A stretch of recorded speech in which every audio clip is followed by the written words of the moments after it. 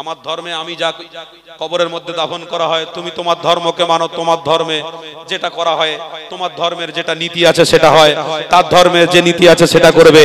কিন্তু যে ব্যক্তিরা বলে যে মসজিদ আমরা নিয়ে নেব, মাদ্রাসা আমরা নিয়ে নেব, কবরস্থান আমরা নিয়ে নেব, আমি বলছি নিয়ে নাও, মুসলমানরা দিয়ে দেবে। কেন? মুসলমান জন্ম হওয়ার পরে এটাই বলেছে যে এসেছি খালি হাতে যাব, খালি হাতে, কিন্তু এসেছি আল্লাহর দয়াতে, আর যাওয়ার সময় নবীর দিদার নিয়ে মরে যাব। জোরে বলো, এসেছি আল্লাহর দয়াতে আর যাব নবীর দিদার পেতে পেতে।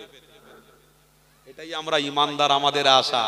আমার বাড়ির আশাও আমি করি না, আমার গাড়ির আশাও করি না, আমার ছেলের আশাও করিনি, আর আমার বউয়ের আশাও করিনি। কারোর আশার দরকার নেই। জমি জায়গা আমরা জানি আছে, ছিল, তার জায়গা মতো পড়ে থাকবে। কেন? জমির মালিকানা আমি নয়, জমির মালিকানা হলো আল্লাহ। একটু মহব্বতে হবে না? কবরস্থান নিয়ে নেবে, মসজিদ নিয়ে নেবে, মাদ্রাসা নিয়ে নেবে, নিয়ে নাও। সবে তো চুল পাকা শুরু হয়েছে তোমার, তুমি বলছে নেবে, বাঁচবে তুমি কতদিন? তারপরে তো এবার বুড়ো হয়ে যাবে, লাঠি ধরে ফেলবে। কি গো, কথা আমার খারাপ নিচ্ছেন নাকি? আমি বোঝানোর জন্য বলছি, আপনারা একটু বোঝার চেষ্টা করুন। কেন? তার থেকে আমাদের একটা শিক্ষা রয়েছে, কি যে আমাদের কাছ থেকে মানে আমরা যেখানে নামাজ পড়ি ওটা ইমানি দায়িত্ব, আল্লাহর ঘর আমরা ভালোবাসি বেশাক, কিন্তু যদি নিয়ে নেয় আমাদের কোনো যায় আসে না। পৃথিবীতে আল্লাহ অনেক জমি দিয়েছে, যেখানে ইচ্ছা সেখানে দাঁড়িয়ে নামাজ পড়ে নেব। বলছো কবরস্থান নিয়ে নেবে, কোনো অসুবিধে নেই। তুমি যদি কবর নিয়ে নাও তো আমার বাড়ি রয়েছে, দরকার পড়লে আমার বাপকে বাড়ির ভিতরে, নিজের ঘরের ভিতরে কবর খুলে দাফন করে রেখে দেবো। তুমি বলছো মাদ্রাসা নিয়ে নেবে, মাদ্রাসা নিয়ে নাও, আমার ঘরে যে আওলাদরা রয়েছে, বাচ্চারা রয়েছে, দরজা বন্ধ করে আমার বিবি, আমার আওলাদদের নিয়ে ওখানে আল্লাহর কোরআন আমি পড়া শুরু করে দেবো। জোরে বলে না, তুই দুনিয়ার সব নেওয়ার চেষ্টা করলেও নিতে পারবি না। তদরূপ যে ইমানদারের ভিতরে ইমান আছে, ইমানকে তোরা কোনোদিন ছিনিয়ে নিতে পারবি না, কোরআনকে তোরা কোনোদিন ছিনিয়ে নিতে পারবে না, নবীকে তোরা কোনোদিন ছিনিয়ে নিতে পারবে না। কেন? দিলের ভিতরে তো ইমান আছে, আর ইমানটাই তো আমাদের জন্য মুক্তির ব্যবস্থা আল্লাহ করে দিয়েছে। তাই তো আমার বাপেদি জানিয়ে দিই, আজ থেকে 1000 বছর আগে তোমাকে আমাকে মুহাম্মদ রাসূলুল্লাহ কি ইসলাম জানিয়ে দিয়েছে। এ যুবকেরা, তরুণীরা, আমার রাসূলুল্লাহ আজ থেকে 1000 বছর আগে এই পৃথিবীর জমিনে অবশ্যই আমার আল্লাহ দেওয়া নিয়ামত ভালোভাবে তোমার আমার জন্য বুঝিয়ে দিয়ে গেছে। এই দুনিয়া জমিন তোমার আমার নয়, এই দুনিয়া জমিন চিরজীবন বাঁচার জন্য নয়। কেন? নবী আমার জানিয়ে দিয়েছিলেন, এ পৃথিবীর মানুষেরা, দুনিয়া ফাইন্নাহা লাইসা লিবিদারি মাকাম ওয়ালা তাতমাউ ফি দুনিয়া ওয়ালাউ খালাকতুম আল-ফাআবিন ওয়াসগু ইলাল্লাহ। আমার নবী পাক জানাতে লেগেছে, এ দুনিয়ার মানুষেরা, এই দুনিয়া জমিনে চিরজীবন বাঁচবি না। আজ আছি, কাল বাঁচবি না। আজ আছো, কাল তুমি থাকবে না। এই দুনিয়া জমিনে তোমার অস্তিত্ব চলে যাবে, তোমার অর্থে তোমাকে বাঁচাতে পারবে না। পৃথিবীর কোন জিনিস তোমায় আমায় রক্ষা করতে পারবে না। এ দুনিয়ার মানুষেরা, আজ থেকে 1000 বছর আগে তোমার আমার নবী জানিয়ে দিয়েছে। এ যুবক শুনে রেখে দাও, আমার রাসূলুল্লাহ বলতে লেগেছে, অবশ্যই নাজাত মুক্তি পেতে গেলে আমি মুহাম্মদ রাসূলুল্লাহ আমাকে যদি ভালোবাসো, যে রাস্তা আল্লাহ পাক আমাকে দেখাতে বলেছে, ওই রাস্তা আমি দেখিয়েছি, ওই রাস্তা যদি মজবুত করে ধরতে পারো, ইনশাআল্লাহ আমি রাসূলুল্লাহ তোমাদের জন্য জামিনদার হয়ে যাব। আরো জোরে বলুন, আমি তোমাদের সামনে দাঁড়িয়ে যাব, কোনো টেনশন নেই।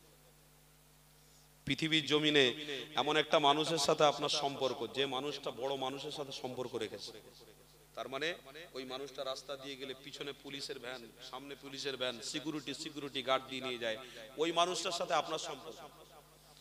আপনি ওই বন্ধুটার সাথে ওই মানুষটার কাছে সব সময় যাচ্ছেন, সব সময় যাচ্ছেন, আপনি একদিন গেলেন না, আপনার বন্ধুকে পাঠিয়ে দেওয়া হলো যে যাও ওই মানুষটার কাছে এই বার্তাটা নিয়ে পৌঁছে দাও। যাওয়ার সাথে সাথে ওই বড় লোকটা কিন্তু আপনাকে চিনতে পেরে যাবে। কেন? আপনি আপনার বন্ধুর সঙ্গে তার কাছে আসতেন, চিনতে অবশ্যই পারবে। এই যুবক বোঝানোর জন্য বলছি, তো পৃথিবীর জমিনে কোন মানুষের সাথে বন্ধুত্ব করে, যদি কোন মানুষের সাথে মহব্বত রেখে যদি আমি একটা জায়গায় গিয়ে সম্মান পেতে পারি, তাহলে পৃথিবীর জমিনে এটা যদি হতে পারে, তো দুনিয়ার জমিন থেকে যখন আমরা চলে যাব, আল্লাহর রসুলকে ভালোবেসে যদি মরতে পারি, আল্লাহর জান্নাতে যাওয়ার জন্য রসুলই যথেষ্ট হবে না হবে না? রসুলকে ভালোবেসেছো, রসুলই তোমার জন্য যথেষ্ট। রাস্তা পুরো ক্লিয়ার। কেন? তুমি রাসূলুল্লাহর প্রকৃত পক্ষে উম্মত। রাসূলুল্লাহ তোমাকে ভালোবাসে, তুমি রাসূলকে ভালোবাসো। এই নওজওয়ানেরা, আয় আমার আব্বা জানেন, আম্মা জানেরা, আসো আমার হাবিবের প্রেমিকদের ঘরে জানিয়ে দিই, আল্লাহ নবীকে অবশ্যই ভালোবাসতে হবে। আমার নবী ছাড়া তোমার আমার জীবন চলবে না। আল্লাহ নবী দেখানো রাস্তা আমাকে আপনাকে মজবুত করে ধরে থাকতে হবে। এই দুনিয়া জমিনে মুহাম্মদ রাসূলুল্লাহ ছাড়া তোমার আমার অস্তিত্ব থাকবে না। কেন? পৃথিবীর কোন মানব তোমার আমার অস্তিত্ব দিতে পারে না। এরা জওয়ান তরুণীরা, আমার হাবিবুল্লাহ আজ থেকে 1000 বছর আগে তোমাদেরকে মেসেজ দিয়ে গেছে, এ দুনিয়ার মানুষের আমি রাসূলুল্লাহ তোমাদের মেসেজ দিয়ে গেলাম, আল্লাহ পাককে মহব্বত করো, রাসূলুল্লাহ দেখানো রাস্তায় মজবুত করে থাকো, ইনশাআল্লাহ কামিয়াবি হবে। পৃথিবীর মানুষরা তোমরা সাবধান সতর্ক হয়ে যাও। আমার নবী পাক জানাতে লেগেছে, বাবা সাহাবারে, আমি হাবিবুল্লাহ তোমাদেরকে জানিয়ে দিলাম, ইন্নাশ শাইতানা লিল ইনসানি আদুউম মুবিন। আমার রাসূলুল্লাহ জানাতে লেগেছে, ইল্লা খায়খানা ওয়ালা তাত্তাবিউ খুতুওয়াতিশ শাইতান ইন্নাহু লাকুম আদুউম মুবিন। আমার হাবিবুল্লাহ সাহাবাদের জানাতে লেগেছে, বাবা সাহাবারে, আমি রাসূলুল্লাহ তোমাদের জানিয়ে দিলাম, এই পৃথিবীর জমিনে তোমরা শয়তানের সাথে বন্ধুত্ব রেখে মরে যেও না, শয়তানের সাথে সম্পর্ক রেখে মরে যেও না। এই দুনিয়া জমিনে রাসূলুল্লাহ দেখানো রাস্তায় চলে তোমরা মরো। কেন? শয়তানের রাস্তা অনেক, শয়তান তোমাদেরকে ধোঁকা দিয়ে তোমাদের অন্তর থেকে মুহাম্মদ রাসূলুল্লাহকে সরিয়ে দেবে, তোমাদের অন্তর থেকে নামাজ থেকে সরিয়ে দেবে, তোমাদের দিল থেকে ইবাদতের ভ্রাতৃত্ব ভালোবাসা সরিয়ে দেবে। এই দুনিয়া জমিনে তোমরা বেঁচে থাকবে, খাবে দাবে, আনন্দ ফুর্তি করবে, কিন্তু কবরে যাওয়ার পরে তোমাদের সাথী হিসেবে কেউ থাকবে না। আল্লাহ নবী আমার জানাতে লাগলেন, বাবা সাহাবারে, আমি রাসূলুল্লাহ তোমাদেরকে জানিয়ে দিলাম, এই পৃথিবীর জমিনে যতদিন বেঁচে থাকবে এটাই মনে করো আল্লাহ তোমাদের হায়াত দিয়েছে, আল্লাহই তোমাদের বাঁচিয়ে রেখেছে। তোমরা আল্লাহর দয়া দেখাবে, আল্লাহর দয়ায় তোমরা বেঁচে থাকবে। এ যুবক তরুণীরা, আল্লাহ নবী জানাতে লেগেছে, বাবা সাহাবারে, এই পৃথিবীর জমিনে দুজনের সাথে যদি তোমাদের সম্পর্ক থাকে, এক আল্লাহ তার রাসূল, এই দুইজনের সাথে যদি সম্পর্ক থাকে, আমি রাসূলুল্লাহ জানিয়ে দিলাম, আমার ওই উম্মত অবশ্যই আল্লাহর জান্নাতি হয়ে যাবে।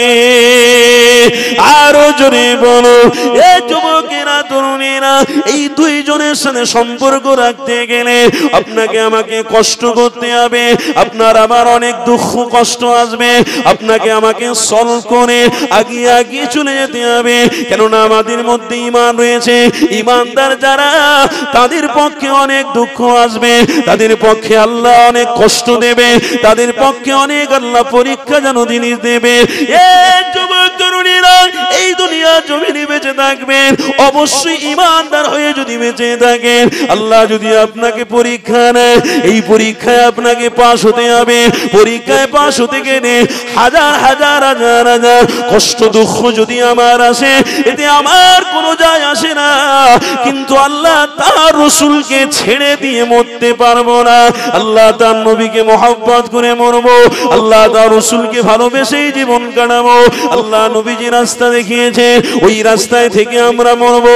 এই যুবকেরা তরুণীরা, একটা হাদিস হাদিস আমার মনে পড়ে গেল, এই হাদিসটা আপনাদেরকে শুনিয়ে দিই। আল্লাহ নবীর একজন সাহাবী ছিলেন হযরত আব্দুল্লাহ ইবনে মাসউদ, হুজুরের কথা আপনাদের বলি। আল্লাহ নবী সাহাবী হযরত আব্দুল্লাহ ইবনে মাসউদ আমার নবী পাককে এতটা ভালোবাসতেন, আল্লাহ নবীর সাথে এতটা গভীর সম্পর্ক। আমার নবী পাক হযরত আব্দুল্লাহ ইবনে মাসউদকে বলতে লেগেছে, এ বাবা সাহাবী রে, আমি রাসূলুল্লাহ, আমি কোরআন পড়ছি বাবা, তোমরা কোরআন পড়া শোনো। আল্লাহ নবী সাহাবারা সবাই কোরআন পড়া শুনলেন। আমার নবী পাক আশা করতে লেগেছে, এ বাবা সাহাবারে, তোমরা একটু পড়ে আমাকে শোনাবে। আল্লাহ নবী সাহাবারা সবাই কোরআন পড়ে শোনালো। কিন্তু আব্দুল্লাহ ইবনে মাসউদ যখন কোরআন পড়তে লেগেছে, আমার রাসূলুল্লাহর বড় পছন্দ হয়ে গেছে, আল্লাহ পাকের বড় পছন্দ হয়ে গেছে। এ যুবক তরুণীরা, আল্লাহ নবী সাহাবী হযরত আব্দুল্লাহ ইবনে মাসউদ হুজুর যখন পবিত্র কোরআন পড়তে লেগেছে, না দেখে দেখে দেখে আল্লাহর কোরআন পড়তে লেগেছে, আমার রবের বড় পছন্দ হয়ে গেল। আমার হাবিবকে আল্লাহ বলতে লেগেছে, আল্লাহ নবী দয়ার নবীকে আল্লাহ বলতে লেগেছে, আব্দুল্লাহ ইবনে মাসউদের পড়াটা শুদ্ধ, আমি আল্লাহ পছন্দ করে ফেলেছি। ইয়া রাসূলুল্লাহ, হাবিবাল্লাহ, আপনি তাকে ঘোষণা দিয়ে দেন, আমি আল্লাহ তাকে জান্নাতের খুশির খবর দিলাম। আরো জোরে বলুন।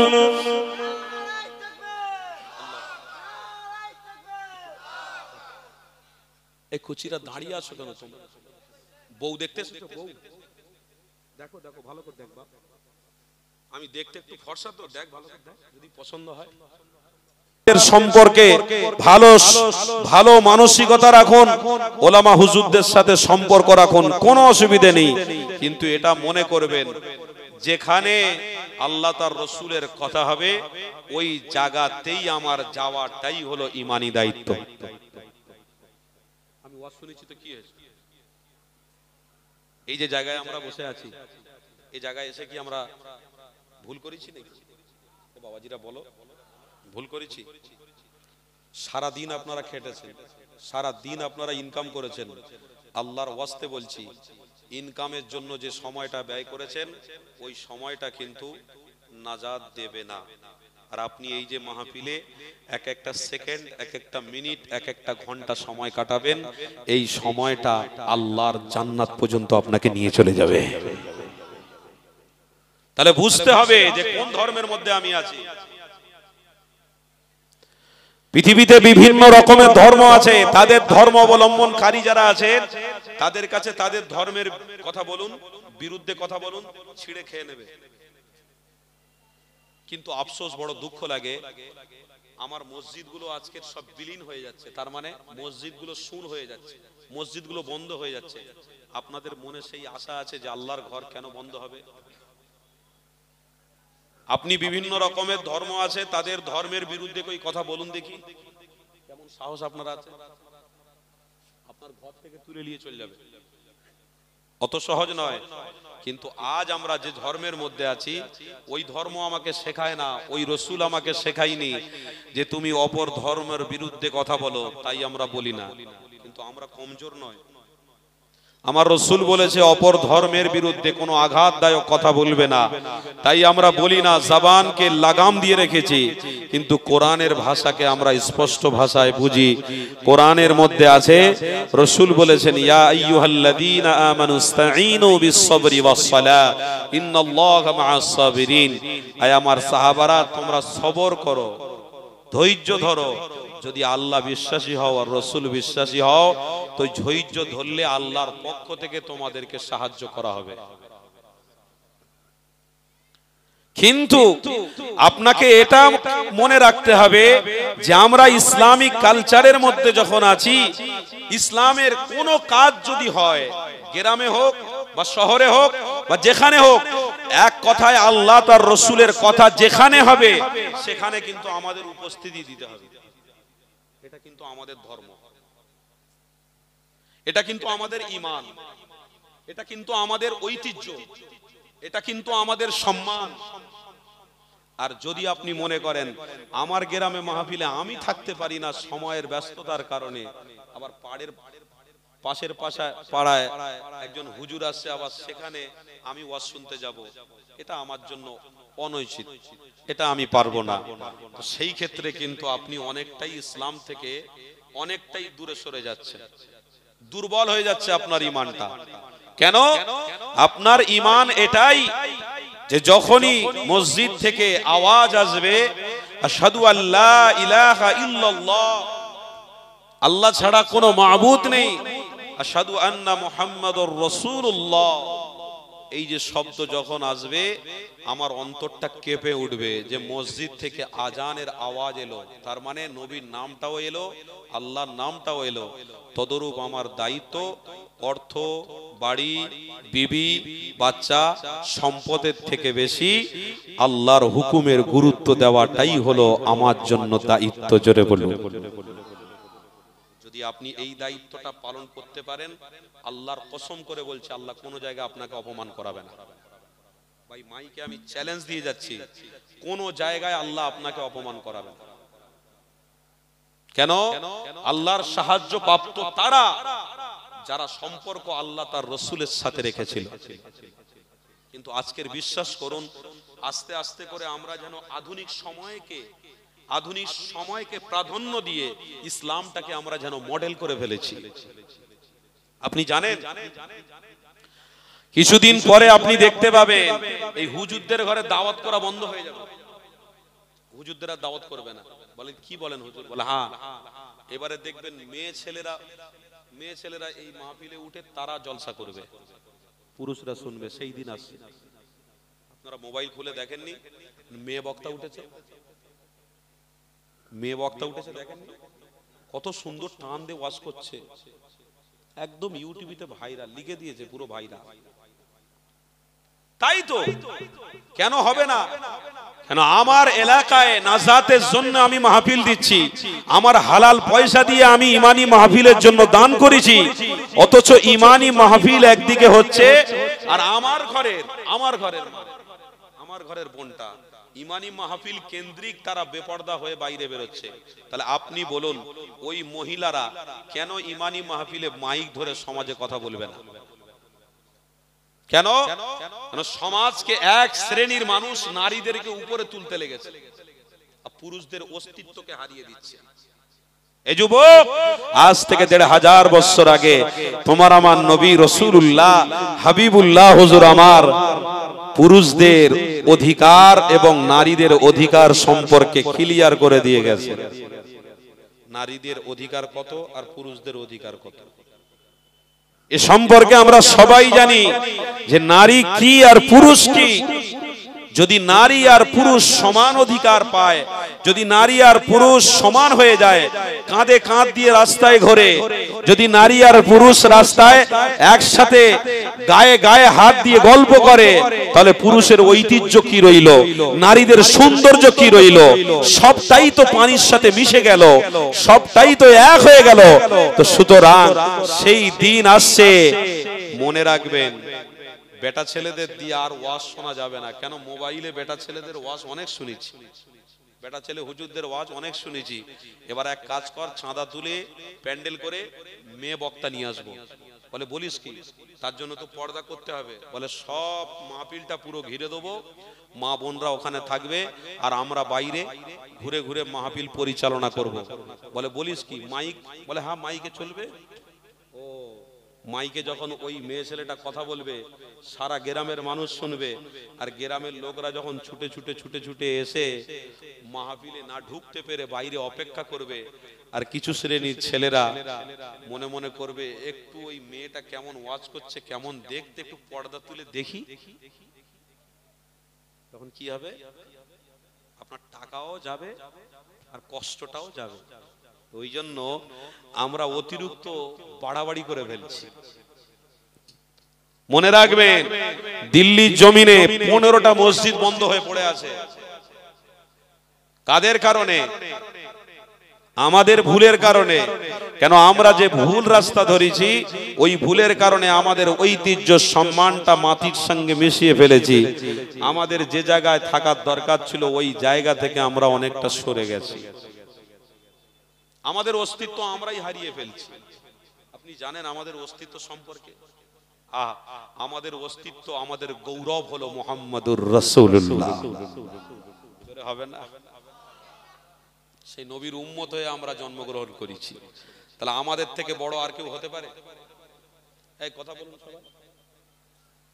আমাদের থেকে বড় উম্মত আর কে হতে পারে? আদম নবীর উম্মত বড় হতে পারে? ইব্রাহিম নবীর উম্মত বড় হতে পারে? ঈসা নবীর উম্মত বড় হতে পারে? শীষ নবীর উম্মত বড় হতে পারে? উজায়ের নবীর উম্মত বড় হতে পারে? দাউদ নবীর উম্মত বড় হতে পারে? সুলাইমান নবীর উম্মত বড় হতে পারে? কোন নবীর উম্মত বড় নয়। আল্লাহর রাসূলের উম্মত হলো সবথেকে নিয়ামতপূর্ণ উম্মত, জেরে সবথেকে সৌভাগ্যবান উম্মত আমরা। কিন্তু আমরা বললাম কি, নিজের অস্তিত্ব, নিজের ঐতিহ্য হারিয়ে ফেলছি, নিজের সম্মান নিজেরাই হারিয়ে ফেলছি, নিজের জায়গা থেকে নিজে সরে যাচ্ছে। আমার ওয়াজ বুঝতে হবে, কেমন সরে যাচ্ছি আমরা। একটু আরেকটু ক্লিয়ার করে দিই। এই আমার পাশের দেশ বাংলাদেশ, সব মোবাইলের মধ্যে আছে, তো সব মোবাইলে তো যোগ করে ফেলেছি আমরা সব মোবাইলের সাথে সম্পর্ক করে ফেলেছি। এই যে পাশের দেশ আমার বাংলাদেশ, এই বাংলাদেশে বড় বড় দাড়ি, মাথায় টুপি, বড় জুব্বা পরে ইমানি মাহফিল হচ্ছে, লক্ষ লক্ষ টাকা খরচা করে সব মানুষরা বসে আছে। হুজুর জিকির করতে উঠেছে, হুজুর জিকির করতে উঠে জিকির করতে করতে করতে করতে এমন অবস্থা হয়ে যাচ্ছে, হুজুরের মুরিদ জিকির করতে করতে ভলি খাচ্ছে। দেখেননি আপনারা? জিকির করতে করতে ভলি খাচ্ছে। আপনি বলুন, আমার অস্তিত্ব, আমার সম্মান হলো মুহাম্মাদুর রাসূলুল্লাহ, আমরা সেই ইমানদার। তাহলে আমরা আমাদের অস্তিত্ব থেকে কতটা দূরে সরে যাচ্ছি, এবারে আপনাদেরকে ক্লিয়ার নিতে হবে, আপনাদেরকে ভাবতে হবে এরা কারা। হুজুর জিকির করছে, জিকির হবে লা ইলাহা ইল্লাল্লাহ মুহাম্মাদুর রাসূলুল্লাহ। অবশ্যই জিকির হলো আল্লাহর গুণগান, আল্লাহর প্রশংসা। রাসূলের নাম অবশ্যই আমাকে নিতেই হবে, এতে কোনো সন্দেহ নেই। এ যুবক, মুজাদ্দিদে জামানের অনুসারী আমরা, আমার দাদা পীরকে আমরা ভালোবাসি, আমার দাদা পীরের সাথে আমাদের সম্পর্ক ছিল, আছে, থাকবে। দাদা পীরকে ভালোবাসেন তো সবাই? এই কথা বলেন, ভালোবাসেন তো? দাদা পীর রহমাতুল্লাহ আলাইহির 5 কলিজার টুকরা, বড় হুজুর জিকির করেছেন, মেজ হুজুর জিকির করেছেন, সেজ হুজুর জিকির করেছেন, নোয়া হুজুর, ছোট হুজুর পীর কেবলা জিকির করেছেন। কেউ বলেন তো, জিকির করতে করতে কে এরকম হুমড়ি খেয়েছে? বলেন, কে ভলি খেয়েছে? বলেন। জিকির করতে করতে কিছু শ্রেণীর মানুষ, কিছু শ্রেণীর সতা বসে থাকতে থাকতে ছুটে এসে হুজুরের পা ধরতে জায়গায় পা না ধরে লুঙ্গি ধরে টানাটানি করছে। এবার হুজুর তো লুঙ্গি না খুলে যায়, ইজ্জত চলে যাবে যা অবস্থা। লুঙ্গিটা ধরে নিয়ে হুজুর বলছে, ছেড়ে দে মা, কেঁদে বাঁচি, পালাই আমি আগে। পরিস্থিতি খুবই খারাপ। তার মানে জিকির এমন হচ্ছে, জিকিরের তালে তালে এমন ভঙ্গিমা হচ্ছে, যে ভঙ্গিমা শরিয়াতে একদম চলে না, সেই ভঙ্গিমা আজকের আমরা ডাইরেক্ট দেখতে পাচ্ছি। আল্লাহর ওয়াস্তে বলে যাচ্ছি, আমাদের ইসলামের মধ্যে ডিভাইড করে দেওয়ার জন্য সেই শয়তান ইহুদিরা চক্রান্তে লেগে পড়েছে। কালো রাসূলুল্লাহর বিরুদ্ধে চক্রান্ত করেছে, আজও তারা রাসূলুল্লাহর প্রেমিকদের বিরুদ্ধে চক্রান্ত করছে। হাত দুটো জড়ো করে বলে দিয়ে যাচ্ছি, যদি কবরে নাজাত পেতে চাও, সমস্ত চক্রান্তকে পায়ের সাথে মিশিয়ে দিয়ে আল্লাহ তার রাসূলের প্রেমে মাহফিল ধরো। আল্লাহ চাইলে যদি আজকে রাত্রিরে তোমার মৃত্যু হয়ে যায়, আল্লাহ চাইলে এই মৃত্যুর ওসিলায় আল্লাহ তোমার কবরের আযাব মাফ করে তোমাকে জান্নাতি বানিয়ে দেবে। তাহলে আজ পরিস্থিতি আমরা সবকিছু মোবাইলের মধ্যে দেখতে পাচ্ছি। সোশ্যাল নেটওয়ার্কের যুগ, ডিজিটাল যুগ।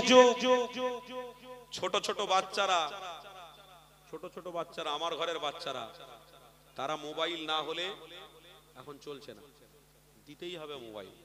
আর একটা কথা, আমরা যত কাজ করি আর যাই করি, মোবাইল না থাকলে কোনো কাজই হবে না, এখন যে সময় পড়েছে। আর একটা কথা, এখানে যদি রাত্রিরে ঘুমিয়ে পড়ি, ঘুম থেকে উঠে কিন্তু মাথার কাছে আগে ছেলেকে খুঁজবো না, বউকে খুঁজবো না, আগে কিন্তু মোবাইল খুঁজবো। ঘুম থেকে উঠেই আগে মোবাইল খুঁজবো, এই মোবাইলটা করে। কেন এত তাড়া কিসে? মোবাইলে একটা মেয়ের সঙ্গে কথা বলা বলি হয়, তো মনে আছে সারা রাত ঘুমিয়ে পড়েছিলেন, কি হলো না হলো, সকালে উঠে দেখি কটা মেসেজ করেছে।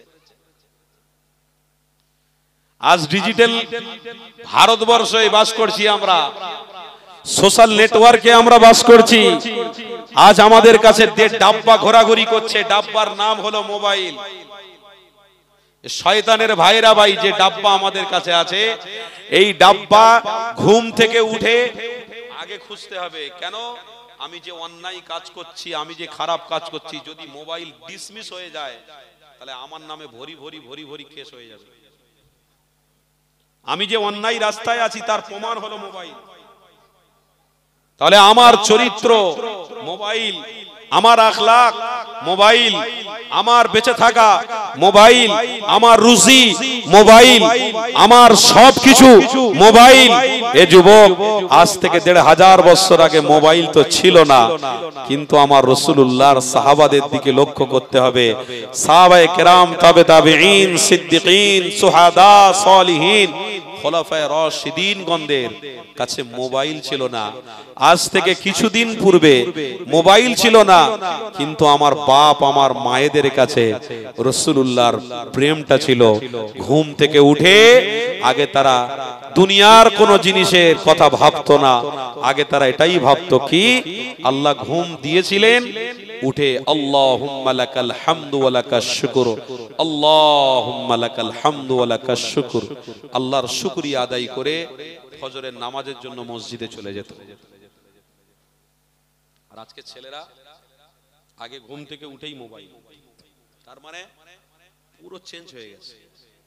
তবে শুনে রাখুন, মানুষ যদি চেঞ্জ হয়ে যায় তো আমার আল্লাহও চেঞ্জ করে দেবে সব। আল্লাহ পরিবর্তন করতে পারে না? পারে না? পারে না? পারে না?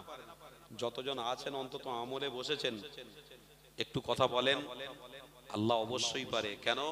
এই জমিন আমার বাপ কেলেন নয়, এই আসমান আমার বাপের তৈরি করা নয়, কোন সায়েন্সের তৈরি করা নয়, এই পৃথিবী কোন পৃথিবীর কোন বড় লোকের তৈরি করা নয়, কোন ডাক্তার, ইঞ্জিনিয়ার, প্রফেসর, মাস্টারের তৈরি করা নয়। এই পৃথিবীর মালিক একমাত্র আল্লাহ। আমার রাসূল আজ থেকে ১৫০০ বছর শুধু নয়, বছর বছর বছর হাজার হাজার বছর আগে সর্বপ্রথমে আদম নবী বলে গেছেন যে দুনিয়া কি, এই দুনিয়া আমার জন্য অবশ্যই ছায়া হয়ে আছে। আমরা দুনিয়ায় থাকবো, খাবো, আল্লাহর দেওয়া নিয়ামত নিয়ে ভোগ করব, কিন্তু বান্দা একটা কথা চিন্তা করে রেখো, ওয়াসিআ কুরসিয়ুহুস সামাওয়াতি ওয়াল আরদ ওয়ালা ইয়াউদুহু হিফযুহুমা ওয়া হুয়াল আলিয়্যুল আযীম। আরশ, কুরসি, রাত দিন সবকিছু আমার আল্লাহর দেওয়া। জোরে বলে, এটা বিশ্বাস আছে না? আল্লাহকে সাক্ষী রেখে বলছি, এটার যদি বিশ্বাস হয় তো আজ থেকে প্রত্যেকে নিয়ত করুন, নিয়ত করুন, আল্লাহকে সাক্ষী রেখে বলছি, নিয়ত করুন, বিশ্বাস করুন, মৃত্যুর সময় আল্লাহর হাবিবের সাথে আপনার দিদার আল্লাহ দিয়ে দেবে। কেন? পৃথিবীতে কত এসেছে আর তোমার আমার মতো কত সব বাহাদুরি দেখিয়ে চলে গেছে, বুঝলেন না? রক্তের গরমে আমরা কত বাহাদুরি দেখাচ্ছি, মনে মনে করছি খুব হচ্ছে, খুব হচ্ছে। আরে আবু জাহালের কাছে তুমি কিছুই নয়, সাদ্দাদের কাছে তুমি কিছুই নয়, নমরুদের কাছে তুমি কিছুই নয়। এই যুবক, তাদের কাছে যে অর্থ ছিল, পাওয়ার ছিল, ক্ষমতা ছিল, তাদের কাছে আমরা কিছুই নয়।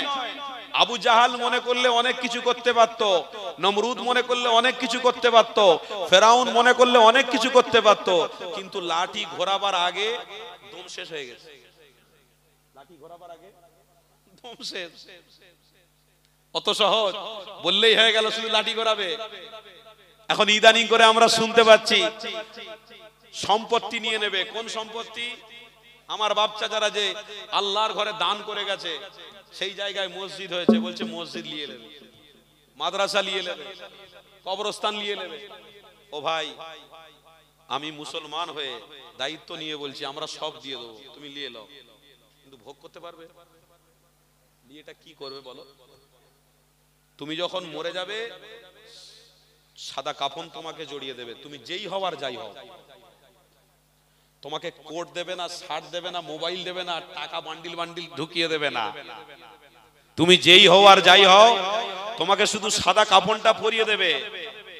তুমি যে ধর্মের হও না কেন, ওই সাদা কাফন পরিয়েই তোমাকে তোমার ধর্মের লোকেরা যা ইচ্ছা তাই করবে।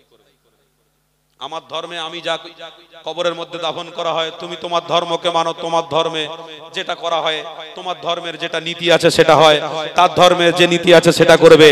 কিন্তু যে ব্যক্তিরা বলে যে মসজিদ আমরা নিয়ে নেব, মাদ্রাসা আমরা নিয়ে নেব, কবরস্থান আমরা নিয়ে নেব, আমি বলছি নিয়ে নাও, মুসলমানরা দিয়ে দেবে।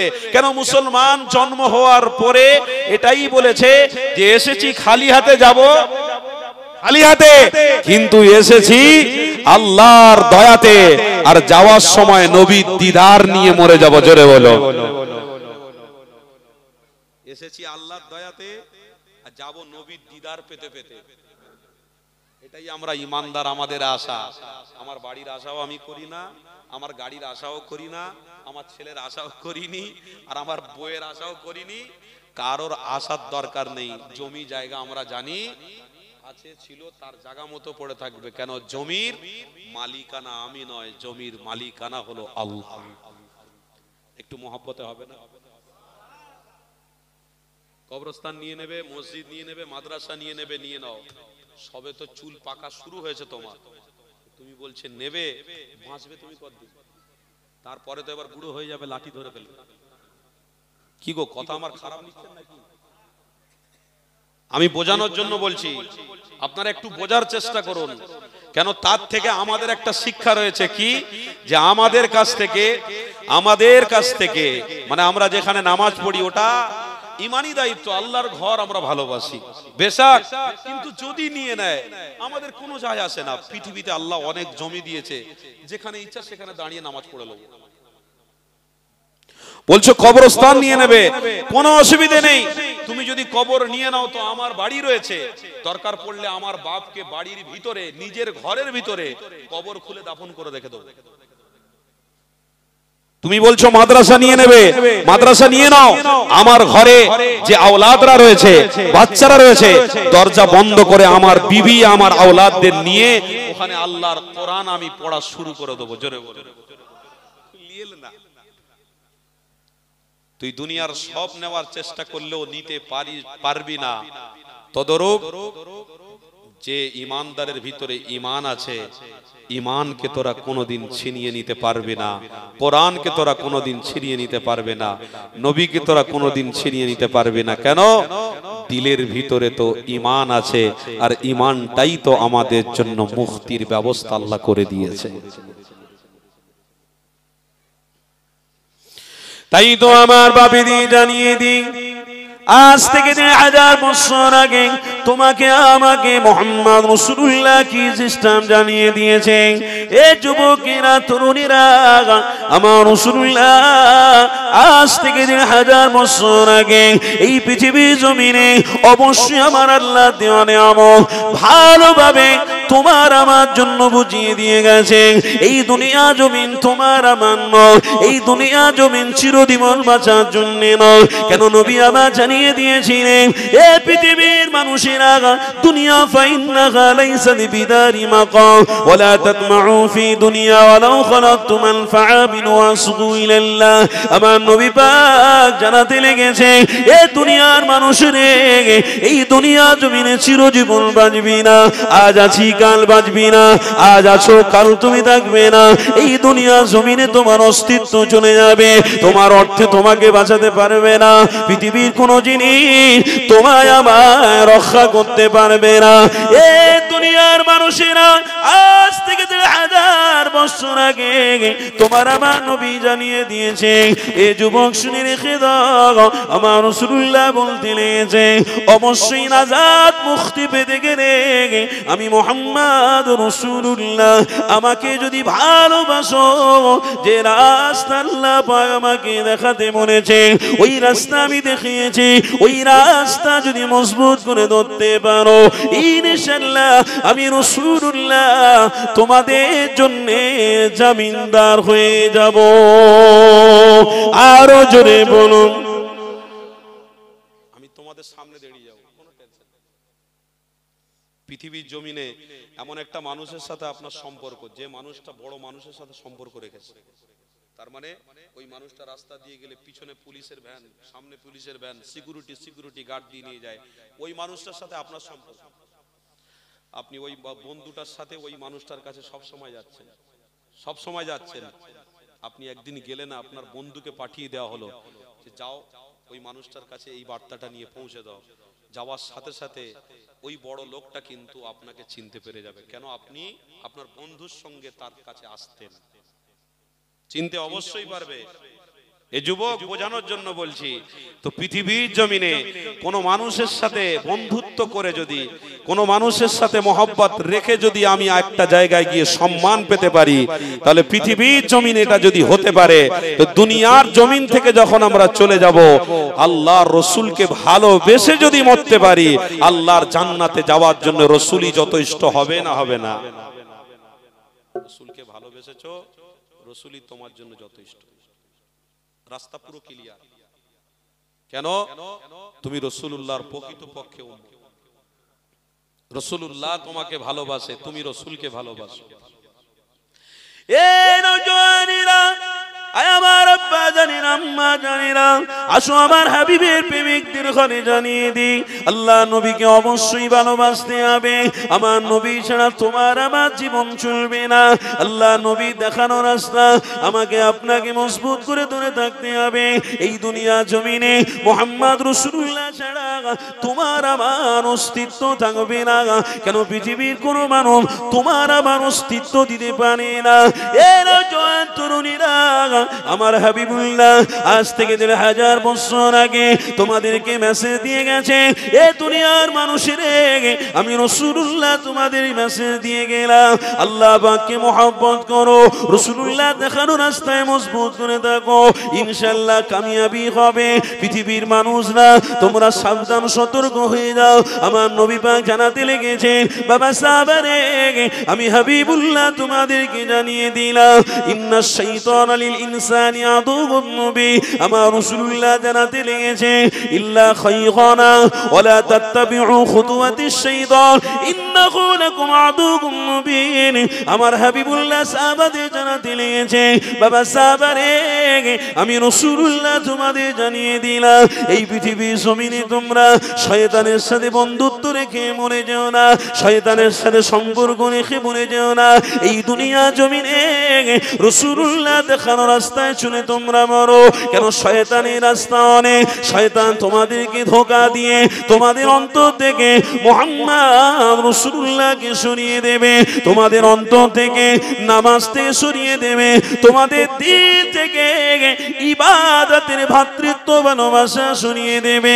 এই দুনিয়া জমিনে তোমরা বেঁচে থাকবে, খাবে দাবে আনন্দ ফুর্তি করবে, কিন্তু কবরে যাওয়ার পরে তোমাদের সাথী হিসেবে কেউ থাকবে না। আল্লাহ নবী আমার জানাতে লাগলেন, বাবা সাহাবারে আমি রাসূলুল্লাহ তোমাদেরকে জানিয়ে দিলাম, এই পৃথিবীর জমিনে যতদিন বেঁচে থাকবে এটাই মনে করো আল্লাহ তোমাদের হায়াত দিয়েছে, আল্লাহই তোমাদের বাঁচিয়ে রেখেছে, তোমরা আল্লাহ দয়া দেখাবে, আল্লাহ দয়ায় তোমরা বেঁচে থাকবে।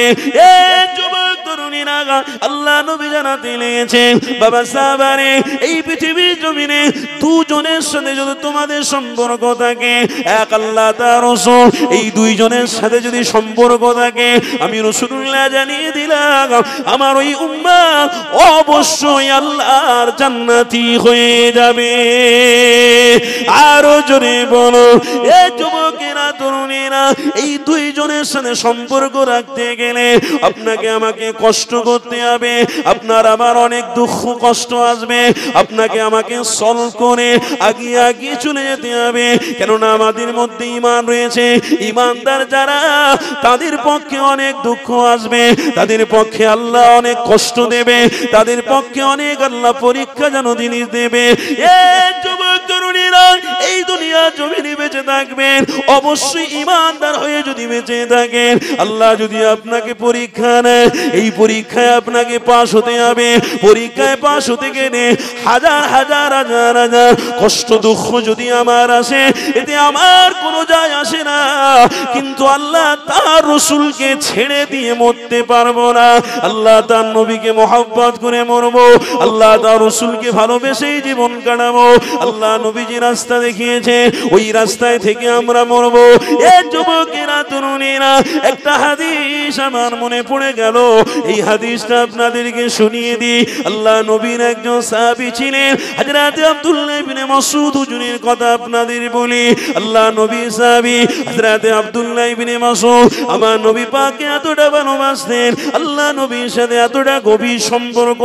আমার নবী পাক হযরত আব্দুল্লাহ ইবনে মাসউদকে বলতে লেগেছে, এ বাবা সাহাবী রে, আমি রাসূলুল্লাহ, আমি কোরআন পড়ছি বাবা, তোমরা কোরআন পড়া শোনো।